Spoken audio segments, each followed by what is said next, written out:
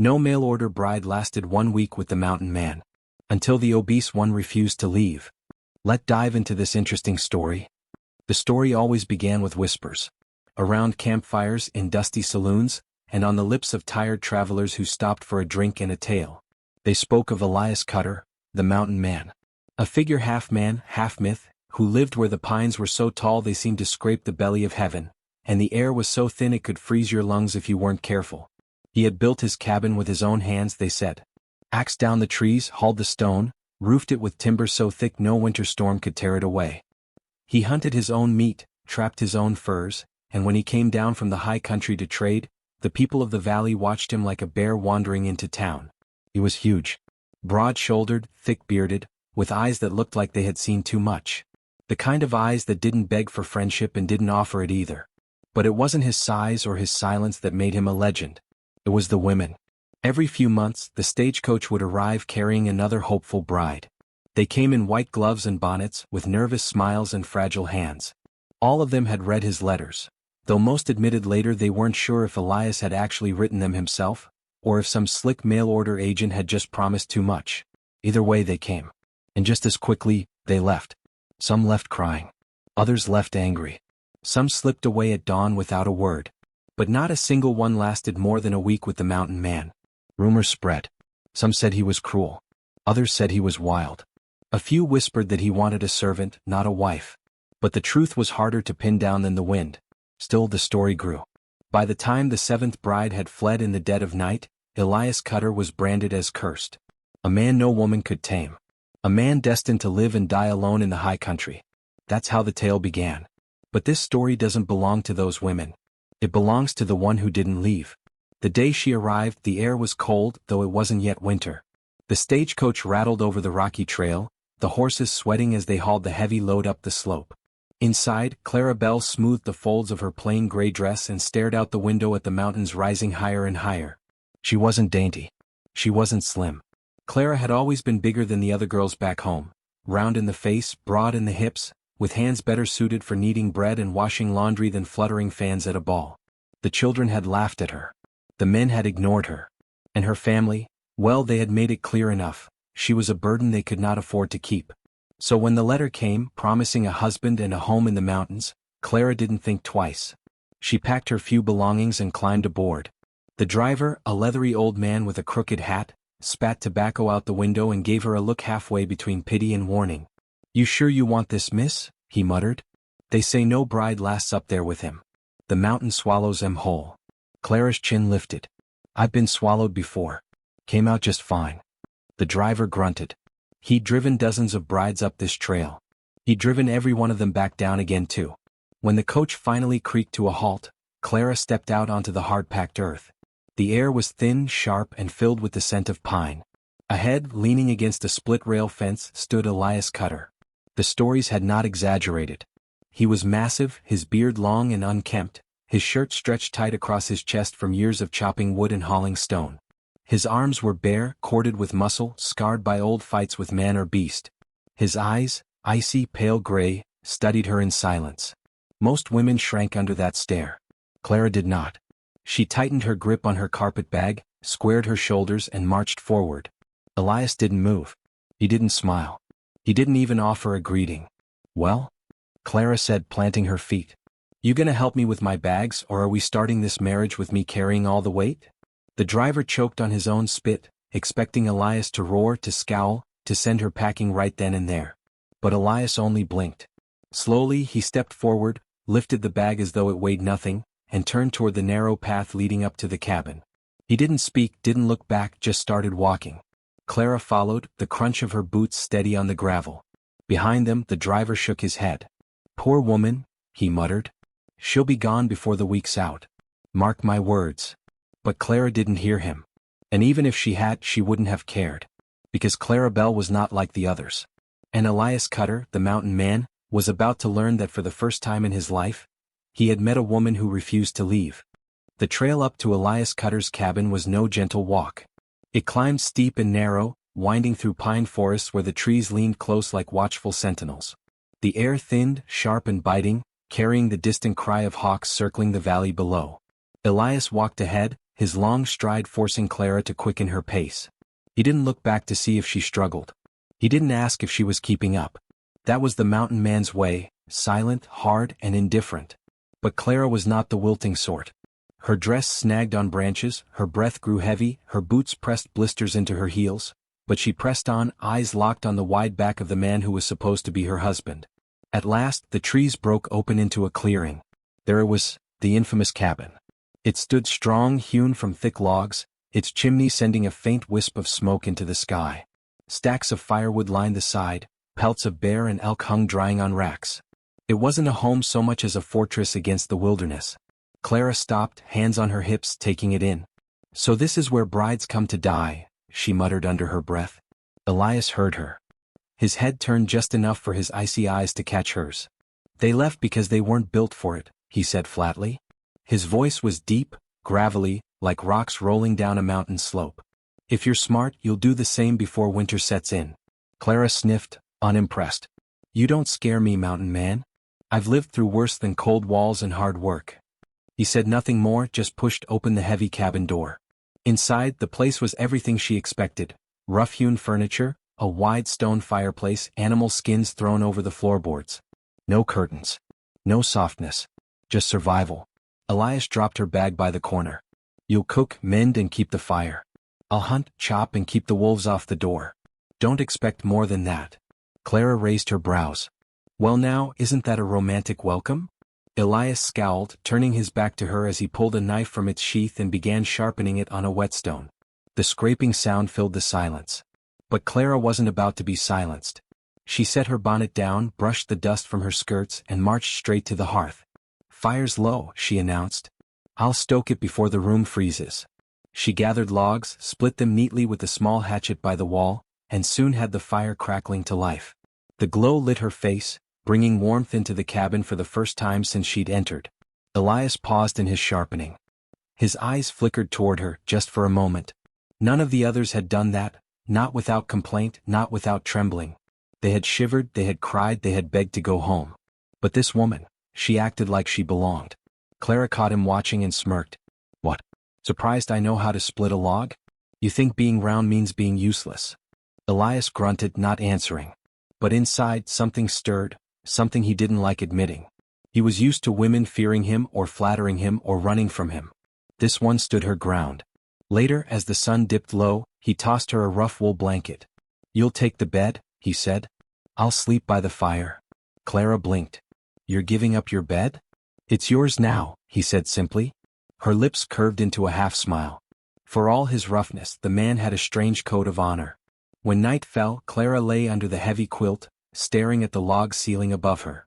She could hear Elias breathing steady by the fire, the crackle of embers filling the silence. Outside, wolves howled, their cries carrying through the trees. For the first time since she'd left home, Clara didn't feel unwanted. The cabin was rough. The man was gruffer. But something about this place felt like it was testing her, daring her to endure. And Clara had never once walked away from a dare. The next morning came cold and sharp. Elias was already outside when she rose, splitting wood with a swing so powerful each log cracked in a single blow. His shirt clung to his shoulders with sweat despite the chill. Clara opened the door, rubbed the sleep from her eyes and called, "Well, if you're planning to work me to death, you'd better let me eat first." He stopped mid-swing, axe buried in a stump.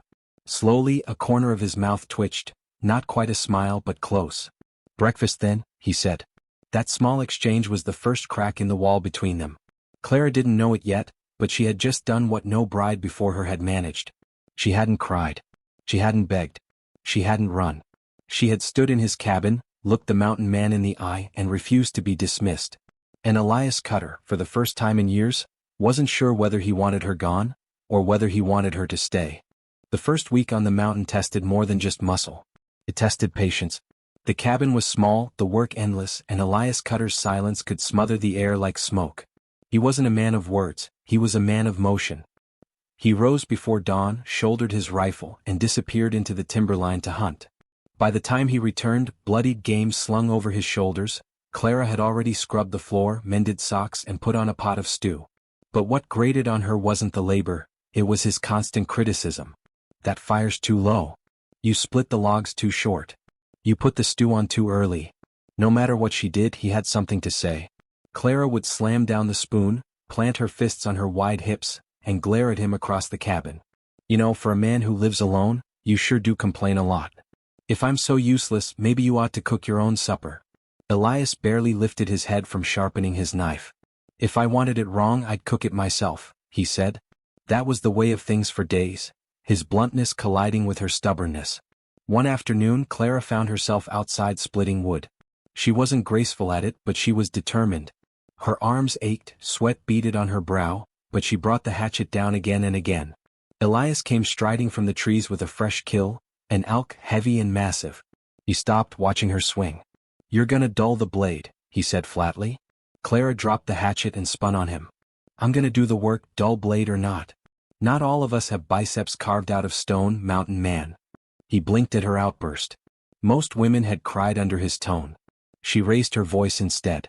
Then she marched over, grabbed one end of the elk's antlers and said, "Well? Don't just stand there, let's drag the beast inside before the wolves sniff it." For a moment, Elias didn't move. Then for the first time a sound left his chest, not quite a laugh but something close. A low rumble of surprise. Together they hauled the elk to the butchering block. Elias worked the knife with quick precision, and Clara stood at his side, sleeves rolled high, ready to help. Blood spattered her apron, but she didn't flinch. She salted the meat, packed it, and when the job was done, she wiped her forehead with the back of her hand. "There," she said breathlessly. "Now that wasn't so hard, was it?" A man and his wife working together instead of barking orders. Elias glanced at her, those pale gray eyes narrowing. For the first time there was no scorn in them, only something unreadable. That evening the clash between them came to a boil. The wind had picked up, rattling the shutters. The stew bubbled thick in the pot, filling the cabin with the rich scent of elk meat and onions. Clara ladled a portion into a bowl and set it before Elias. He tasted it, then grunted. "Too much salt." That was it. That was the breaking straw. Clara snatched the bowl back, slammed it onto the table, and leaned forward until her face was inches from his. "You listen to me," Elias cut her. "I don't scare easy. I don't cry easy. And I sure as don't cook for a man who thinks nitpicking is conversation. If you want to sit there and stew in silence, fine. But don't you dare act like I came all this way just to be your cook and your punching bag." The fire cracked in the hearth, punctuating her words. For a long moment, Elias didn't move. His jaw worked, his eyes locked on hers. Then, slow as snow sliding off a roof, something shifted in his gaze. He leaned back, folded his massive arms and said, "You're the first one to raise your voice to me." Clara didn't blink. "Then maybe you needed someone to." The silence that followed wasn't the tense, heavy kind that had filled the cabin before. It was different. It was charged. Like the air before a storm. Elias pushed the bowl back toward her. "It's good," he muttered. "I'll eat it." Clara's lips twitched into a smirk. Right you will." Later that night, as she lay under the quilt, Clara thought about the clash. It hadn't broken her, it had steadied her. For the first time she felt like Elias had seen her, not just another bride passing through, but a woman who stood her ground. And though he said nothing more before sleep, Elias lay awake on the bearskin rug, staring at the ceiling beams. The others had run. This one had fought. And that, more than anything, unsettled the mountain man. The first snow came early that year. Thin flakes at first, swirling lazily in the gray October sky. Then more. Thicker. Heavier. By the end of the week, the mountain was blanketed in white, the trees bowed under the weight, and the little cabin sat like a lone outpost against the storm. Elias Cutter had seen winters like this before. He knew what they meant. He doubled his hunts, hauling back elk, rabbit, whatever he could trap. Clara salted and dried the meat, packed it in crocks and stacked jars high against the wall. The fire burned day and night, the woodpile shrinking faster than she liked. Still she didn't complain. Every evening, as the wind howled like wolves through the eaves, she kept the fire alive, ladled stew into bowls, and hummed old hymns while she worked. Elias said little. He sat sharpening his knife or mending traps, his presence steady, his silence thick. But then came the blizzard. It roared down from the high peaks like the breath of some great beast. Snow hurled itself against the cabin walls, the shutters rattled, the roof groaned under the weight. For 3 days they were sealed in, the door buried behind a drift taller than Clara. By the second day the food supplies already looked lean. Elias chewed quietly on the last of the jerky. Clara saw the way his shoulders tightened, the way his eyes flicked to the dwindling pile of provisions. That night she made a thin broth, barely enough to warm the belly. She set Elias's bowl in front of him, then filled her own only halfway. He noticed. His spoon paused midair. "You didn't take your share." Clara shrugged, blowing steam from her bowl. "I don't need much. Besides, a man who chops wood and fights wolves burns more than a woman who stitches socks." His eyes narrowed. "Don't starve yourself." "I'm not," she lied, lifting another spoonful. "I've had less and lived." Elias studied her for a long moment. He wasn't used to lies, he was used to silence or excuses or tears. This was different. This was sacrifice. The next night she did it again. She ate less, gave more to him, and even slipped a scrap to his hunting dog, Bristle, who whined at her side. This time Elias slammed his spoon down. The sharp sound made Clara jump. "You'll starve yourself before you quit, won't you?" he growled.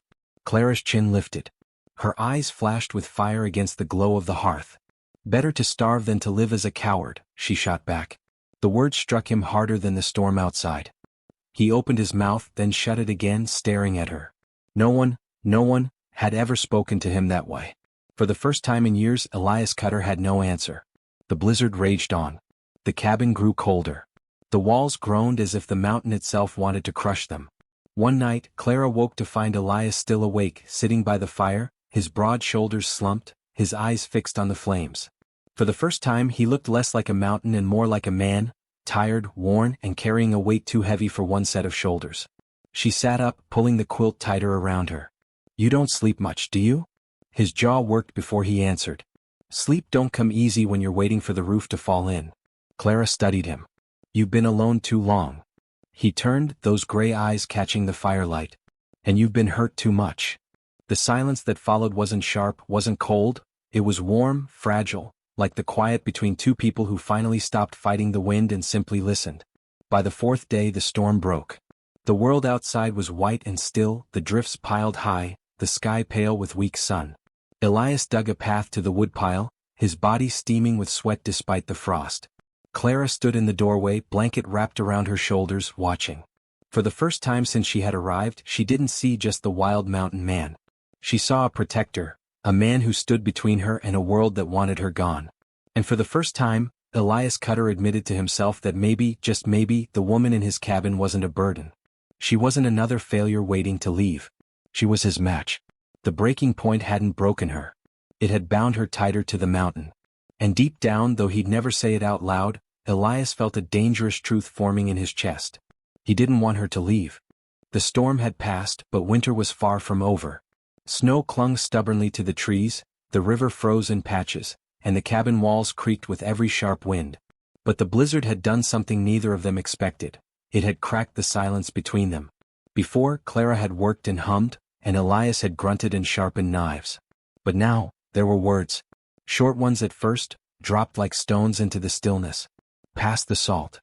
"You missed a stitch." "Dog needs feeding." Small, ordinary things. Yet to Clara they felt like sunlight breaking through clouds. One evening Elias returned late, dragging a brace of rabbits behind him. His beard was frosted, his hands raw from the cold.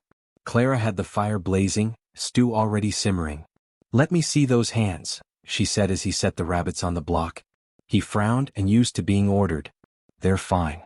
"They're red as boiled crawfish," she said firmly, grabbing one of his massive hands before he could pull away. His skin was rough, calloused, and warm despite the cold. She rubbed balm across his knuckles, the kind she'd made from fat and herbs earlier that week. Elias sat stiff as a statue watching her. No one had touched him in years. Not kindly, not without fear. When she finished, she looked up and said simply, "There. Even a mountain needs tending now and then." Something flickered in his pale eyes, and for once he didn't argue. The days grew into a rhythm. Elias taught her how to skin a rabbit properly, guiding her hand with surprising patience. Clara showed him how to stretch flour by baking biscuits that filled the cabin with warmth and comfort. At night, when the wind moaned, they found themselves sitting closer to the fire, the silence less heavy. One evening Clara began to hum, low and steady, an old hymn her mother used to sing. Elias tilted his head, listening. "You sing," he said, more observation than question. "Better than you, I'd wager," she teased. To her surprise, the corner of his mouth twitched. It wasn't quite a smile, but it was the closest thing she'd seen yet. "You call that singing?" he muttered, shaking his head. But the faintest warmth lingered in his voice. Later that week, Clara teased him again while he shaved the frost from his beard with a hunting knife. Careful with that thing. One slip and you'll be half a beard short. Then what will the mountain folk call you? Grizzly bear? Patchy goat? Elias raised an eyebrow. I could grow a new beard in a week. Well, she said, lips quirking, let's hope it's faster than the time it takes you to smile. That earned her a rumble from his chest, a sound so low and strange she realized with a start that he was laughing. It wasn't much. Just a single rough chuckle. But it shook the cabin walls more than the storm ever had. One night, as they sat by the fire, Elias finally asked the question that had been simmering between them. Why'd you come here? His voice was quiet, almost hesitant. You heard the stories. You knew no bride stayed. Clara poked the fire with the iron rod, sparks leaping. Her face softened, shadows flickering across her cheeks. Because nowhere else wanted me, she said simply. Back home I was too much of everything. Too big. Too loud. Too stubborn. They told me I'd die an old maid and I believed them. So when I got the chance to come here I thought, if I'm going to be unwanted, I'd rather be unwanted where the air is clean and a man works honest. Her voice cracked just slightly at the end, though she tried to hide it. Elias didn't speak right away. He stared at her, studying the lines of her face, the steadiness in her eyes. And for the first time in years he felt something heavy press against his chest. Not loneliness, but the realization of just how deep his own solitude had carved into him. Finally he said in a low voice, You're not unwanted here. Clara blinked. What did you say? But he didn't repeat himself. He just reached for his knife, sharpening stone in hand, though his strokes were slower, less sure. Still Clara heard it. And it sank deep. That night as she lay under the quilt, Clara thought of his words. They weren't romantic, not flowery. But they meant more than any sweet lies ever could. And Elias, lying on the bearskin rug, stared at the fire long after it burned low, wondering when this woman had begun to soften the stone inside him. He had spent years building walls higher than the mountain peaks. But Clara Belle, stubborn and unshakable, was quietly climbing them. And for the first time, he wasn't sure if he wanted to stop her. The thaw came slow. Snow melted in patches, dripping from branches, leaving the ground soft and muddy. The forest animals stirred again, and with them came whispers of men, the kind Elias knew too well. He'd been watching the smoke rise from the valley for days now. Strangers camping too close to his hunting grounds. Men who took without asking. Men who didn't believe in leaving well enough alone. Clara noticed it first in Elias's shoulders. He grew tense. His movements sharper. He paced more at night, listening, eyes flicking toward the woods. Finally, one afternoon as Clara was scrubbing clothes by the riverbank, Elias appeared out of the trees, rifle slung across his back. You shouldn't be out here alone, he said, scanning the treeline. Clara blinked. What? What's out there? Men, he muttered. Just that one word, heavy as thunder. That night the air thickened with unease. Clara could feel it as she cooked supper. Elias kept glancing at the window, every shadow outside stirring his instincts. Finally she put down the ladle and faced him. You've been restless for days. Tell me the truth, Elias. He hesitated. He wasn't used to explaining himself, especially not to a woman. But Clara wasn't just anyone now. She was here. With him. There are men in the valley. Drifters. They take what they want. Food. Furs. Women. The word women hung in the air, sharp as a knife. Clara's chest tightened, but she didn't flinch. And you think they'll come here? His eyes met hers. They'll try. The next morning proved him right. Clara was hanging laundry to dry when she spotted them. 3 rough-looking men climbing up the slope, rifles slung careless over their shoulders, grins wide and ugly. Afternoon, miss, one called. Didn't know the mountain man kept such a pretty housekeeper. Clara's hand stilled on the sheet, heart thudding. Before she could answer, Elias stepped out of the cabin, rifle already in his hands. You're trespassing. His voice was low, a growl that rumbled like an approaching storm. The tallest man smirked. Easy now. We just came to visit. Maybe share a drink. Maybe more.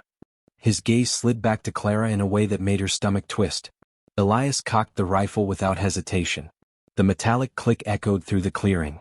Leave. Now. For a tense moment, no one moved. Then the tallest man laughed and spat in the snow. Fine. But don't think you can keep us out forever. Sooner or later, mountain man, everybody bends.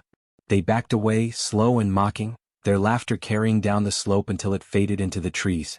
Inside the cabin, Clara's hands shook as she poured water. She didn't want to admit it, but the men's words lingered, sour in her chest. "They'll be back, won't they?" she whispered. Elias sat at the table, cleaning his rifle with steady, deliberate strokes. His jaw was tight, eyes stormy. "They'll be back," he said. "And they'll learn." Clara swallowed. "Elias, maybe I should go. Maybe I'm making things worse for you. If they weren't after me." He slammed the rifle shut, the sound making her jump. "No," his voice was sharp, then softened as he looked at her. "You're not leaving." Clara's breath caught. "But, you think I can't handle a few valley rats?" His eyes burned into hers. "You stayed when no one else did. You faced me. Faced this life. If they think they can take you from me, they'll find out what it means to fight a mountain." That night, the cabin was heavy with silence. Not the cold silence of strangers anymore, but the taut silence of two people waiting for a storm to break. Clara sat by the fire, her mending forgotten in her lap. She stole glances at Elias as he sharpened his hunting knife.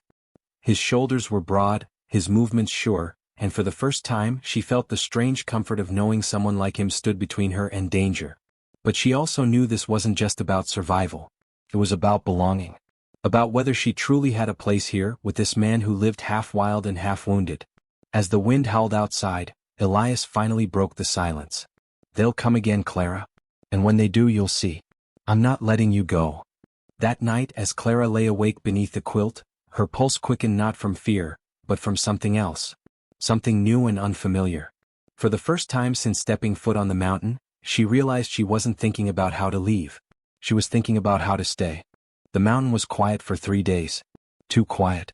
Elias felt it in his bones, the storm before the storm. He rose earlier, checked his rifle twice and laid fresh logs by the door. Clara noticed the tension in every line of him, though he said little. On the 4th morning, the silence shattered. Dogs barked first, sharp and frantic. Then came the crunch of boots on frozen ground. Clara dropped the bread dough she was kneading, her hands stiff with flour. "Elias," she whispered. He was already at the door, rifle in hand. His voice was calm, but his eyes burned like flint. "Stay behind me." 3 men came up the slope, the same ones but this time with 2 more. They carried rifles and one held a coil of rope. Well, the tall one sneered, stepping forward. "Told you we'd be back. The mountain man's hiding a wife now. Ain't fair for him to keep all the sweetness for himself." Clara's heart hammered, but she stood firm. She'd faced worse words in town, whispered and sneered behind her back. But here, with Elias before her, she wasn't about to shrink. Elias raised his rifle. "You step 1 foot closer and you'll leave in the ground." The men laughed, spreading out, circling like wolves. Then everything happened fast. One man lunged left, another right. Elias fired, the crack echoing through the pines, dropping one of them to his knees with a scream. The others surged forward. Clara's body moved before her mind caught up. She grabbed the iron poker from the fire and swung hard as one man tried to grab her arm. The poker connected with his jaw with a sickening crack and he stumbled back, cursing. Elias fought like the mountain itself, raw, unmovable, relentless. He slammed one man into the wall, fists breaking bone, while his rifle but crashed into another's skull. "Clara," he shouted, tossing her a hunting knife. She caught it clumsily, heart in her throat. A man charged at her and for the first time in her life she didn't freeze. She slashed, not deep but enough. He roared and fled bleeding into the trees. The fight was brutal, chaotic, but short. Mountain law was always swift. When the smoke cleared, 2 men limped away, dragging the wounded. The others lay groaning in the snow, too broken to rise. Elias stood in the middle of it all, chest heaving, blood streaking his knuckles. His gaze flicked instantly to Clara. "You hurt?" She shook her head, clutching the knife with trembling hands. "No, not a scratch." And then, without thinking, she laughed. A wild, breathless laugh that surprised even herself. "Lord above, Elias, I thought I'd faint, but I didn't." For a long moment, Elias just looked at her. Really looked. Her hair was tangled, her apron torn, her cheeks flushed with life. But she was still standing. Fierce. Unmovable. "You're not afraid," he said almost to himself. Clara lifted her chin, still breathless. "I was. But I stayed." Something in him broke then. The walls he'd built higher than the peaks, the silence he'd carried heavier than stone. In 2 strides he was in front of her, his massive hand cupping her face, rough thumb brushing her cheek. "You stayed," he murmured, his voice hoarse. "No one ever stayed." Clara's eyes shone, wet but unwavering. "Then let me be the first." And in that moment, Elias bent and kissed her, not soft, not timid, but raw and claiming, the kind of kiss a man gives when he's found something he thought the world had stolen from him. She clung to him, not minding the blood on his shirt or the smoke in the air. For the first time since her parents had shipped her away as a mail-order bride, Clara Belle felt exactly where she belonged. When they finally broke apart, Elias rested his forehead against hers. His voice was a whisper meant only for her. "This mountain's hard. I'm harder. But if you'll have me, Clara, I swear you'll never face it alone." Her lips curved into a trembling smile. "I didn't come here to leave, Elias. I came to live. And I think I just found where life begins."